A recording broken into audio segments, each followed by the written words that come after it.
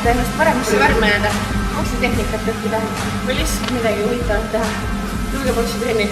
Ma luban, see on väärt seda.